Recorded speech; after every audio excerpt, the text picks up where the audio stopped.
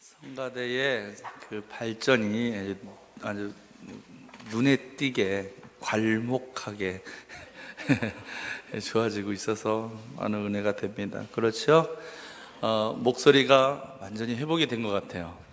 멋있죠? 듣기도 편하고 좋아요. 건강하니까 너무 좋고 목소리도 불편하지 않아서 너무 좋고 우리가 건강할 때, 우리가 아플 때를 생각하지 않잖아요. 근데 막상 이제 아프게 되면 건강한 것이 얼마나 큰 복이었는지를 깨닫게 됩니다. 그렇죠? 우리가 젊은 사람들이 젊을 때 이 젊은 것이 얼마나 큰 축복인지 좀 알았으면 좋겠어요. 그렇죠? 우리 어르신들은 그것이 얼마나 큰 축복인지 알고 계세요. 그렇죠? 예, 우리가 늘 그러면 사실은 따지고 보면 또 어떤 분은 그래요. 이제 임종을 앞두시고 이 땅 가운데 육체를 가지고 살아가는 것이 축복입니다. 이런 얘기를 또 하세요. 우리 모든 순간들이 다 하나님의 복 가운데 있다는 사실 여러분 날마다 고백하시며 감사하시기를 주의 이름을 축원합니다. 네, 주님께서 오늘 우리에게 이 말씀을 통하여 세상 가운데 있는 많은 기쁨 중에 큰 기쁨이 무엇인지 알게 하시기를 원합니다. 사도 바울이 이제 우리 사도 바울 하면서 이름 좀 얘기해 볼까요? 네, 갑자기 생각이 나는데 우리 몇 가지 오해하는 것들이 있는데요. 사울이 바울 되었다 이런 얘기 들어보셨어요? 들어보셨다 끄덕끄덕. 네, 사울이 바울 되었다. 네, 사울이 큰 자고 바울이 작은 자다. 예수님 사울이었는데 다메섹 도상에서 예수님 만나서 바울이 되었다 이렇게 알고들 계시는데 그것은 사실은 아닙니다. 사실은 아니고요. 좀 바로 알려줄 필요가 있을 것 같아서 갑자기 사도 바울 하니까 생각이 나는데 사울이라고 하는 이름은 히브리어예요. 히브리어. 그러니까 이 바울은 바울은 바울로 편하니까 바울로 하겠습니다. 바울은 유대인이잖아요. 히브리 사람이란 말이에요. 그러니까 본명이 히브리어로 불러야 제대로 부른 거죠. 그렇죠? 예, 그래서 우리가 잘 알고 있는 베드로도 그렇잖아요. 베드로의 원래 이름은 시몬입니다. 원래 히브리어 이름은 시몬이죠. 근데 이제 우리나라 사람이 외국에 나가서 살다 보면 자기 고유의 언어로 이름이 지어지잖아요. 그런 것을 외국 사람들이 잘 발음하기가 어려워요.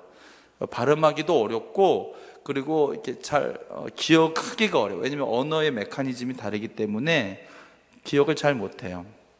그래서 이 바울은 이방인들에게 복음을 전했기 때문에 로마식 이름을 썼어요. 그게 뭐냐? 바울이에요. 이제 이해가시죠?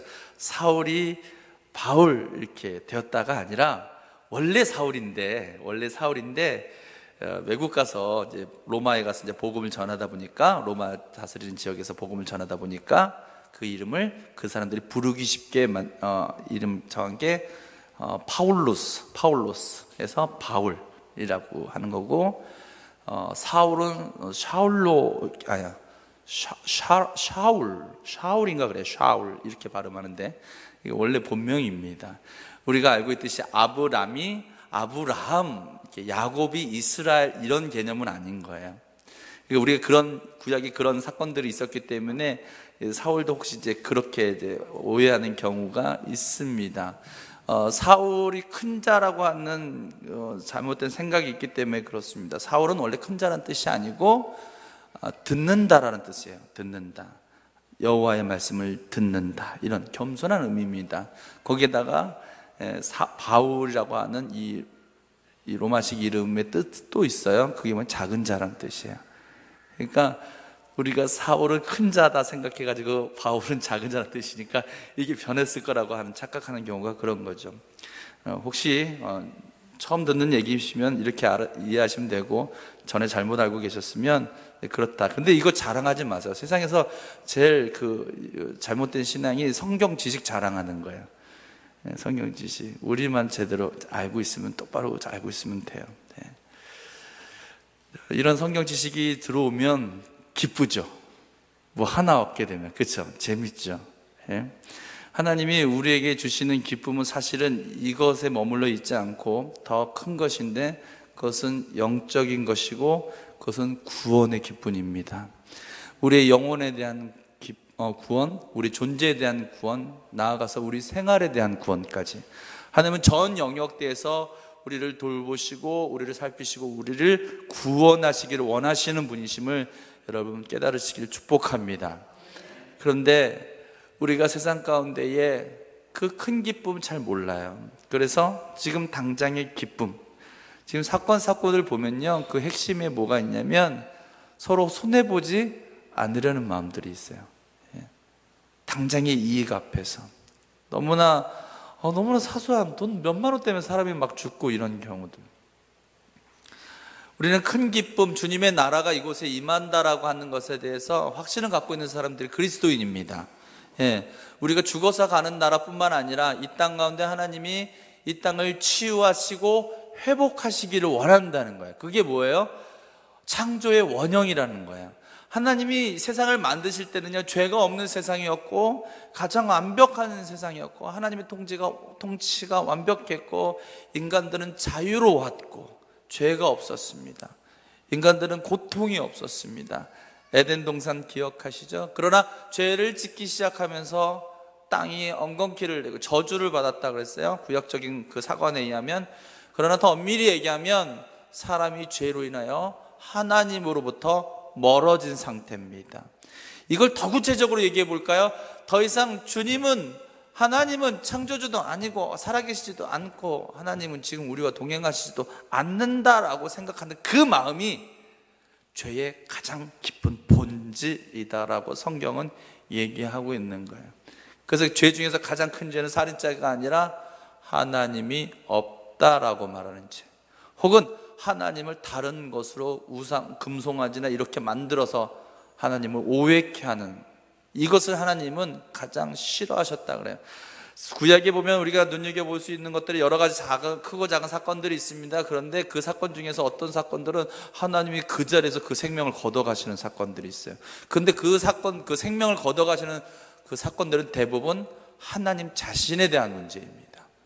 하나님의 이름과 또 하나님의 존재 자체를 경멸하거나 무시하거나 혹은 잘못 착각하는 경우, 인간 가운데 살인을 저지거나 죄를 지거나 이러겠다고 하나님이 그 생명을 거두신 적은 없어요. 그것이 그만큼 무서운 죄라고 하는 것입니다. 그래서 우리의 인생의 본질적인 가장 큰 기쁨은 우리 영혼의 본향으로 우리가 가게 된다라고 하는 것이고, 이 땅 가운데 하나님의 통치가 다시 회복될 것이다라고 하는 거예요. 여러분, 이것을 조금 더 구체화시켜서 얘기하면은요, 우리가 그 일제 식민 생활을 너무나 고통스럽게 했지 않습니까? 그렇죠? 그래서 우리의 의사들, 열사들은 정말로 자신의 목숨을 귀한 것을 여기지 않고 나라의 독립을 위해서, 광복을 위해서 애썼습니다. 왜요? 그것이 더 큰 기쁨이었기 때문에 그렇습니다. 완벽한 우리의 나라가 광복이 되고 독립이 되고 자유를 얻게 되는 것, 그 큰 기쁨을 위해서 자기가 고통을 당하는 것이다라고 하면, 인간 세상도 그러할진데 하나님의 백성은 이보다 더 해야 되지 않겠는가? 하나님의 나라가 이 땅에 완전히 임하여질 때까지 온전한 그리스도로 살아가고 그분의 나라를 구하는 사람. 아멘이세요? 예. 근데 기억하시잖아요. 3.1절 얼마 지나지 않았어요. 온 동네에 방방곡곡 3천만이 하나로 3.1절의 노래. 여러분 아세요? 3.1절 노래? 예? 어떻게 시작해요? 김인년 3월 1일 정오 터지자 밀물 같은 대한 독립만세. 저의 애국심을 의심할 필요가 없습니다. 3.1절을 이렇게 부를 줄 아는, 광복절 노래 아세요? 광복절? 광복절 노래? 뭐죠? 그가 그렇죠. 나라를 사랑하는 마음이 있기를 축원합니다. 그때 온 국민들이 나와서 대한 독립 만세를 외쳤습니다. 대한 독립이 되지 않았지만 대한 독립 만세가 되기를 간절히 염원하면서 대한 독립 만세를 외쳤습니다. 그리스도인들은요, 그리스도인의 전도는 바로 이런 것입니다. 한 명의 한 명의 전 영혼을 구하는 것도 귀하지만 하나님 나라가 이 땅에 임하실 것이라고 선포하는 것입니다. 그래서 우리 주님은 뭐라고 하셨습니까? 회개하라, 천국이 가까이 왔느니라. 이제 이해가 다 되시는 거죠. 왜 주님이 그렇게 얘기해야 되시지? 예? 그 나라가 임하면, 예? 그 나라가 임하면, 여러분, 그런 마음을 가질 때에 그것이 온전한 영혼의 구원의 전도가 되고 복음 전포가 되고 선교가 된다라고 하는 것입니다. 그렇게 큰 기쁨을 위하여 살아가는 우리들이 되었으면 좋겠습니다. 그러기 위해서는 우리의 태도 몇 가지를 점검해야 됩니다. 그것이 뭐냐면 하나님의 나라를 위해서 손해를 감수하는 마음이 있는가라고 하는 것입니다. 바울과 실라가 복음을 전하러 갑니다. 여러분 15장에 보면은 바울과 같이 다녔던 사람이 누구였습니까? 15장 보시면 주로 누구랑 같이 다닙니까? 바울과 바나바가 같이 다닙니다. 근데 갑자기 16장에 넘어오니까 바울과 바나바가 같이 다니는 것이 아니라 이젠 또 바울과 실라가 같이 다닙니다. 15장 말미에 그런 사건이 있습니다. 바울과 바나바가 다툽니다. 다투서 헤어집니다. 이렇게 위대한 믿음의 영웅들도, 위인들도 서로 뜻이 맞지 않으면 헤어질 수 있습니다. 그러나 어떤 목사님은 그렇게 해석을 하셨어요. 이 두 사람의 헤어짐으로 인하여 선교 영역이 확장되었다는 거예요. 둘이 한 군데를 가는 것보다, 워낙 이분들이 다 대단한 사람들이니까,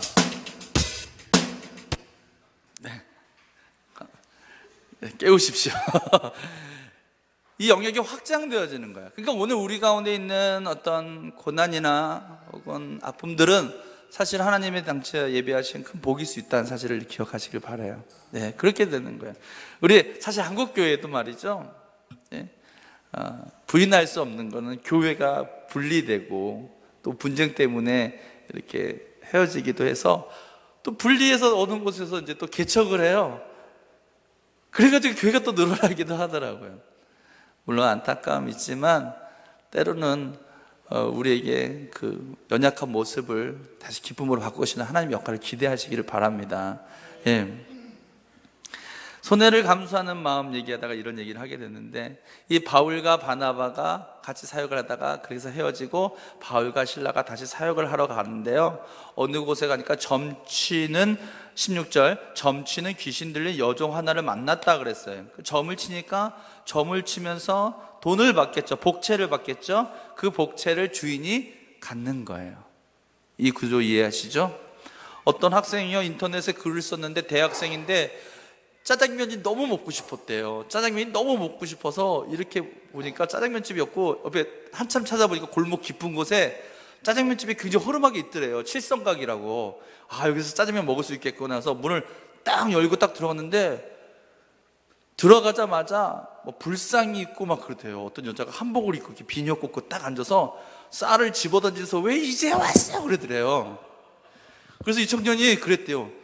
여기 짜장면 안 팔아요? 그랬더니 이 여자가 어떻게 오셨어요? 이렇게 얘기하더래요. 네?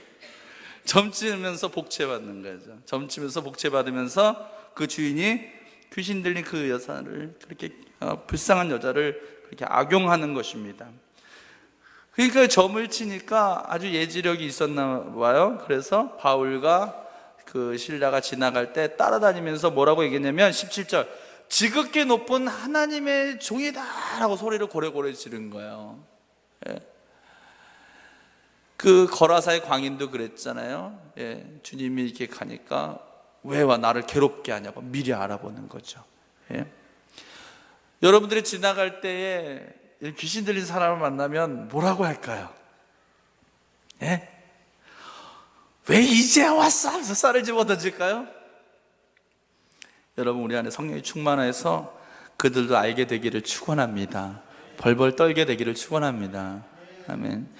제 청년 시절에 그 전도사 시절에 있었던 일인데요. 영적인 현상을 얘기하는 거예요. 제 자랑을 얘기하는 것이 아니라, 아는 후배가 여자친구가 있는데 동거를 했어요. 걔가 교회 신앙생활을 열심히 하는 애도 아니고 하나님을 부인하지는 않지만 신앙생활을 전혀 하지 않는 아이였어요. 뭐 그냥 그리스도인이라 말하기에는 부족한 사람이었죠. 근데 이 친구가 후배인데 어느 날 저한테 전화가 왔어요. 아주 오랜만에, 몇 년 만에 전화 와서 그 형님이 전도사님이니까 우리 집에 한번 와주셨으면 좋겠다고. 왜 그러냐 했더니 좀 뭔가 문제가 있는데 잘 모르겠다고. 근데 한번 와서, 내가 아는 사람도 없고 교회도 안 다니니까 생각나는 사람이 학교 다닐 때 열심히 믿으신 걸 내가 아니까 신학교 갖고 한번 왔으면 좋겠다고. 그래서 갔어요. 갔는데 제가 이제 온다는 거를 이제 얘기를 했겠죠. 했는데 전도사다 뭐다 이런 얘기 전혀 안 했대요. 그냥 아는 형님이 오랜만에 오신다. 그랬더니 제가 초행길이라서 저를 맞이하러 정거장까지 왔어요. 정류소까지 와서. 그래, 그 여자는 뭐 하고 있냐 했더니 손님 온다고 음식 준비하고 있다는 거예요. 근데 그 여자가 어떤 여자냐면 이 남자 후배가 술집에서 만난 여자인 거예요. 술집에서 만났는데, 뭐 술집 다니다가 다 그런 건 아니에요. 근데 그 케이스가 좀 그랬어요. 술집에서 만나서 교제해서 동거하니 사실은 박수치고 축하할 일은 아니라는 거죠. 분명한 것은. 그렇죠? 그래서 같이 결혼식도 안 오고 사는데 문제가 생겨서 저한테 전화를 했고, 제가 이제 가는데 집 앞에서 이제 와가지고, 요새는 다 자동문이잖아요. 이렇게 벌써. 그래서 촌중을 누르는데 안 열어주는 거예요. 그래가지고 막 두들겼죠. 왜 안 열어주냐고. 그 남자가 왜 안 열어주냐더니 안에서 여자가 그냥 가시라 그래 그런 거예요. 그냥 가시라 그래. 안 볼래 그러는 거예요. 올 때 무슨 일 있었냐 그랬더니 아니, 올 때만 해도 음식하고 신이 나 있었다고. 와, 어떻게 하지 어떻게 하면서 여느 때와 다름없었는데 갑자기 가라고 하면서. 그래서 막 이 상황이 이상해지니까 막 소리 지르고 막 이러니까 이 남자애가 이제 열쇠로 이렇게 해가지고 들어갔어요. 들어가서 보니까 여자가 얼굴이 너무 낯빛이 어둡고 굉장히 불행해 보였어요. 근데 그 여자가 했던 말이 기억이 나요. 무서워요. 여러분, 어디가 무섭습니까 이게? 어디가 무섭습니까? 무섭다는 거예요. 그러니까 이게 계속 막 두려움으로 당신은 하나님의 종이십니다, 위대한 사람입니다 얘기하니까 아마 그러지 않을까 싶어요. 우리가 큰 권세 앞에서 내가 살기 위해서 그 권세를 높여주는 거, 그러니까 무슨 아첨 같은 느낌이죠. 그렇죠?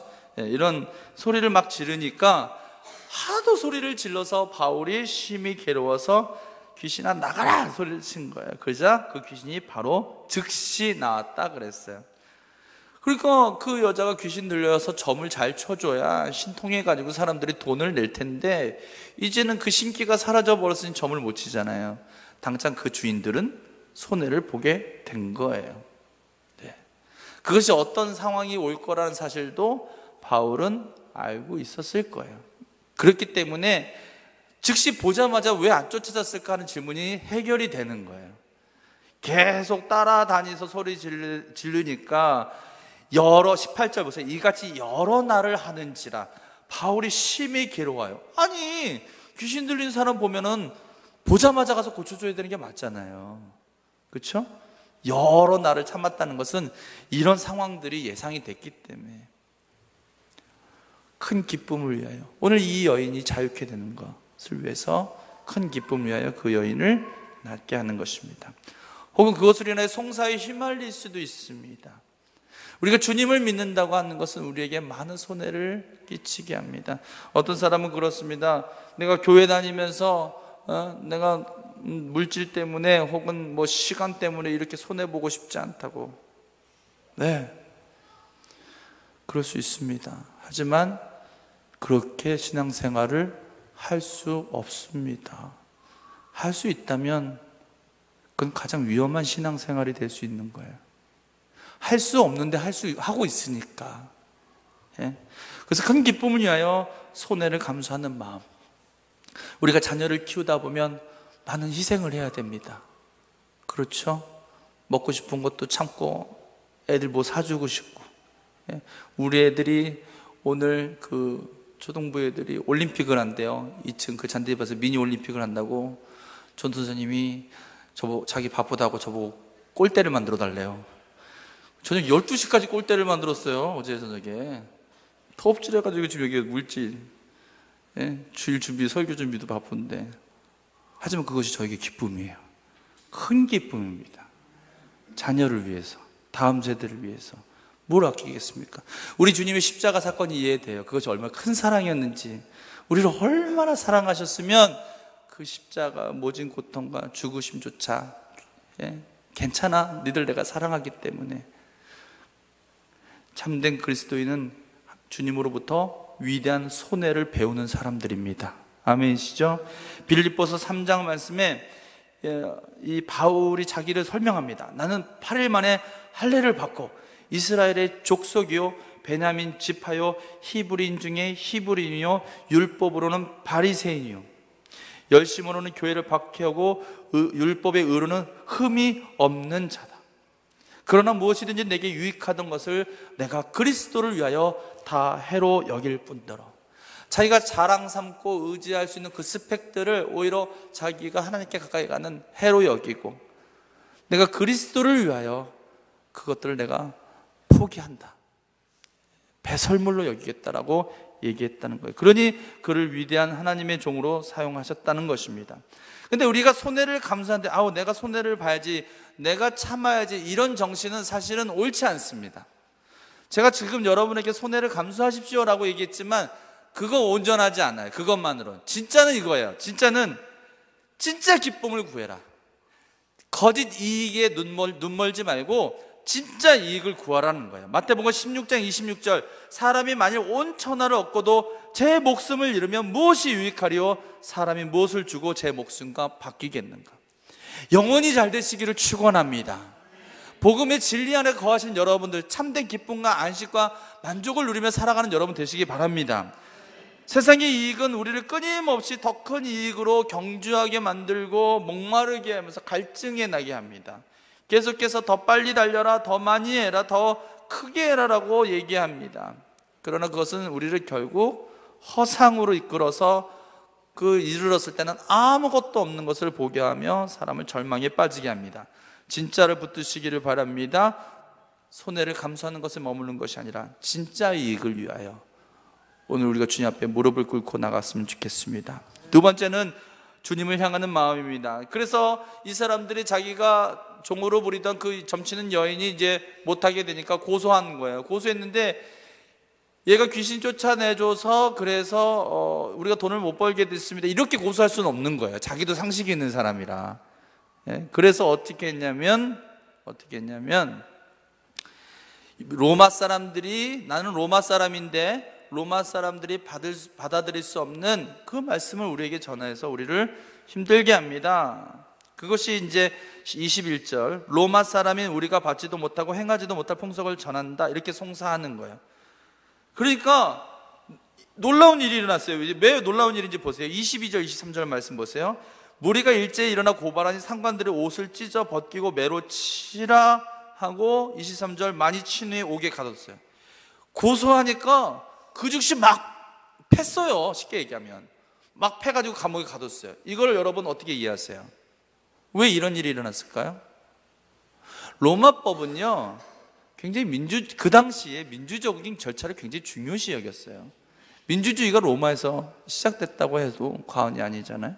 그렇죠? 모든 로마인들은 반드시 재판을 받아야 됩니다. 우리나라도 재판을 받을 때에 아무리 흉악범이라 하더라도 어떤 원칙을 가지고 재판을 받죠? 무죄 추정의 원칙으로 재판을 받습니다. 근데 왜 맞았을까요? 바울과 실라가 왜 맞았을까요? 그것입니다. 로마 사람이 송사했고 이 사람은 유대인, 바울과 실라는 유대인이잖아요. 근데 로마 시민권이 있었어요, 바울이.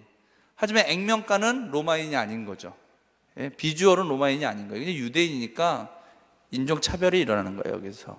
근데 나중에 우리가 나중에 또 이제 공부하게 되겠지만 오늘은 그냥 바울은 가만히 있어요. 왜 디립다 하니까 가만히 있었는데 나중에 총독이 한 번 더 이런 사건이 있었을 때 총독한테 그랬어요. 우리를 재판 없이, 나 로마 사람이도 어떻게 재판 없이 이렇게 우리를 하실 수 있냐고. 그래서 총독이 빕니다. 당신 로마 사람이었냐고. 그래서 본국으로 가서 재판받게 한, 배로 모셔가서. 근데 오늘 중요한 것은 이들이 감옥에 갇힌 다음에 엄청 많이 맞은 다음에 감옥에 갇혔는데 25절, 한밤중에 바울과 실라가 기도하고 하나님을 찬송하며 제수들이 듣더라, 이렇게 얘기했어요. 우리가 큰 기쁨을 위해서 두 번째로 해야 될 것은 오직 주님을 향하는 마음입니다. 세상을 보면 답답하죠. 현실을 보면 속상하기만 합니다. 그럴 때 더욱더 주님을 바라보시기를 바랍니다. 여러분, 우리 한번 상상해 볼까요? 엄청 두들겨 맞았어요.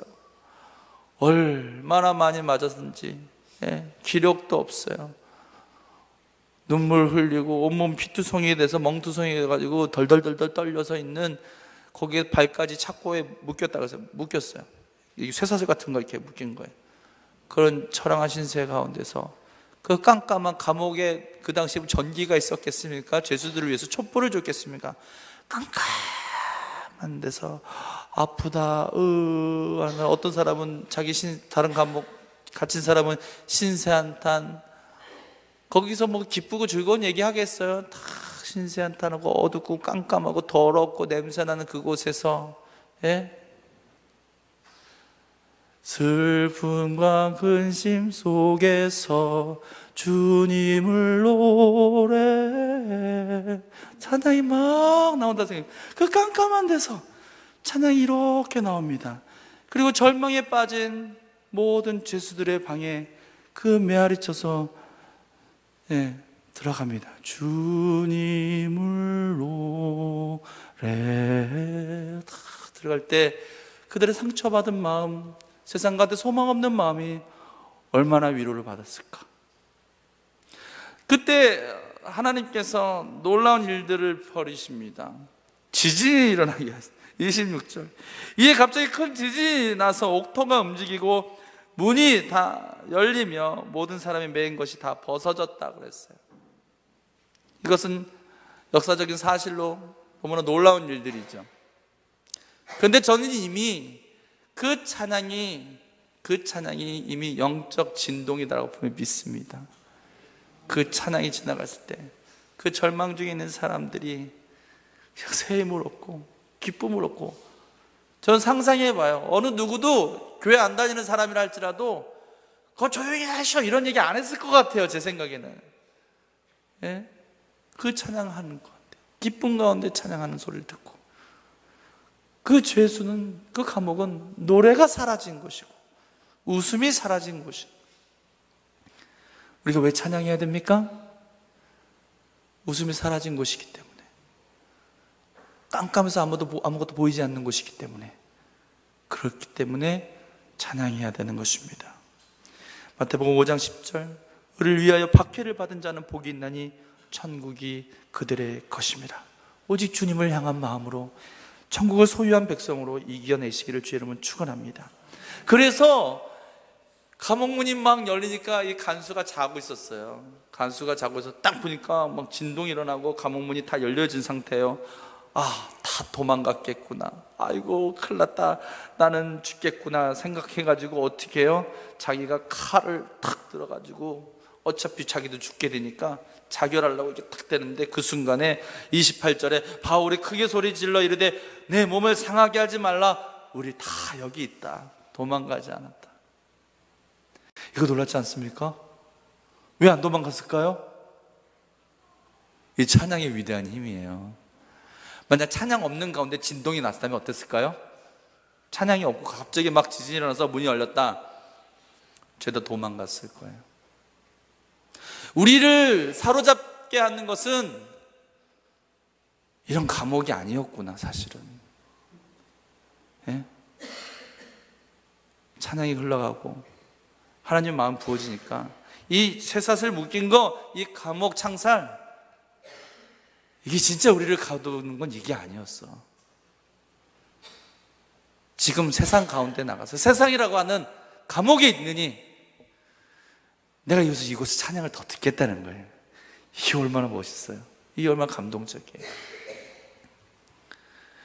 그래서 간수가 등불을 달라고 하여 뛰어들어가서 보니까 바울과 실라가 있었고요. 그 앞에 벌벌 떨면서 엎드렸어요. 그리고 이렇게 얘기합니다. 하나님이 그 마음을 만지시는데 이 사람이 이렇게 고백해요. 선생님, 내가 어떻게 해야 구원을 받으리까? 그래서 신약 성경사상, 아니 성경 전체에 통틀어서 가장 위대한 말씀 중에 하나가 오늘 말씀입니다. 따라해 봅시다. 주 예수를 믿으라. 그리하면 너와 내 집이 구원을 받으리라. 할렐루야. 아멘. 구원의 역사가 일어나기 시작했어요. 진짜 구원이 일어나는 거예요.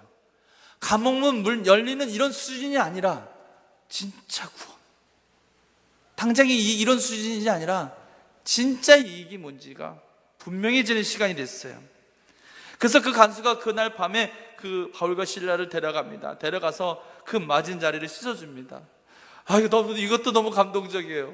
그 누가 때렸어요? 간수가 때렸잖아요. 이걸 일명 병 주고 약 주고로 하는 거죠. 자기가 때리면서 왜 그걸 씻겨줄 때 어떤 반응이 일어났을까요? 여러분 혹시 자녀를 멍들도록 매질해 보신 경우가 있습니까? 저는 그렇게 딱 한 번 맞아봤습니다. 일기 안 썼다고. 도덕적으로 그렇게 큰 잘못이 아니라 일기 안 쓴 거를 그렇게 많이 혼내셨어요. 왜 이렇게 일기 안 쓴 것에 대해서 화를 많이 내셨는지 몰라요. 초등학교 한 5학년 때인가 그쯤 됐던 것 같은데 회초리로 종아리를 세게 때리셔서 멍이 들었어요. 자는데 아버지가 들어오셨어요. 들어오셔서 안티프라민이라고 들어보셨나요? 아무튼 배 아파도 안티프라민, 뭐하도 안티프라민, 뭐든지 안티프라민이에요. 근데 그 안티프라민이 진짜 멍들 때 바른 약은 맞아요. 그렇죠? 예, 그거를 이렇게 자고 있는데 발라주시더라고요. 그 마음이 어땠을까요? 오늘 이 간수가 바울은 죄가 없죠. 저는 죄를 졌지만 바울의 그 자기가 때린 부분을 취하면서 저는 그 미안한 마음, 이것이 바로 회개라고 생각합니다. 회개는 하나님 앞에 죄송하고 미안한 마음을 갖는 것이 회개지, 내가 이 죄에 대해서 단순히 반성하는 게 아니에요. 하나님, 나를 위하여 십자가를 달려 돌아가시기까지 나를 사랑하신 그 주님 앞에 너무나 부끄럽고 죄송한 마음, 그 아버지 앞에 너무나 죄송한 마음, 그것이 회개라고 하는 거죠. 그 멍들 때를 씻어주고 그 가족이 다 세례를 받습니다. 그리고 음식을 차려주고 온 집안이 하나님을 믿음으로 크게 기뻐하니라.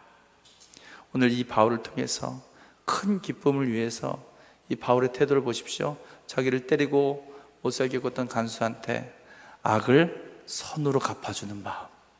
오늘 우리 인생 가운데서도 마찬가지입니다. 큰 기쁨을 위해서 악을 악으로 갚지 말고 악을 선으로 갚았으면 좋겠어요. 로마서 12장 17절, 아무에게도 악을 악으로 갚지 말고 모든 사람에게 선한 일을 도모하라. 기도합시다. 오늘 이 시간 기도할 때에 하나님, 감옥입니까? 매였습니까? 어둠입니까?